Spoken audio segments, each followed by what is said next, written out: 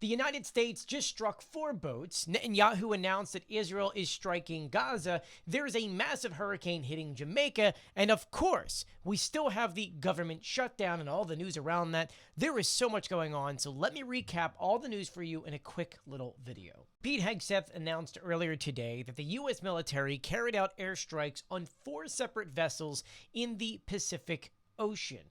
They allege that these were drug trafficking boats, and at this very moment, we know that 14 people lost their lives. 1 survivor was rescued by the Mexican Navy. This now means since the United States started said attacks, 57 people have lost their lives. Next, Israel and Hamas are both accusing each other of violating said ceasefire.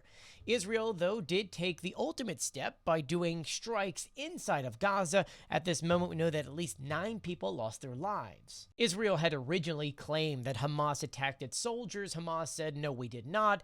And now we got to the point to where we're at. Does this mean that the ceasefire is completely over?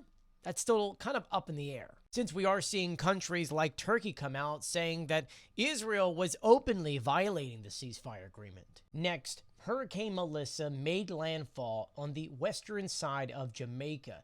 It hit and graded itself down to a Category 4. This is still a dangerous storm at 145 miles per hour. There is still expected up to 30 inches of rain to fall. Next, we're talking about the government shutdown. As we're now in day 28, we've seen 24 states sue the federal government over the shutdown of the stamps program. The lawsuit asks a federal judge to force the USDA to tap into its emergency reserve fund so that more than 42 million people in America can finally afford food. If you don't know, SNAP benefits are actually expected to end November 1st. And lastly, the war in Ukraine, in which we saw a lot of things happen within the past few hours that will help Ukraine. First, the representative from the United States to NATO announced today that the U.S. plans to sell $2 billion worth of weapons in the coming months to transfer to Ukraine. But that's not all. He also said that Donald Trump continues to consider whether or not he will give Tomahawk missiles to Ukraine,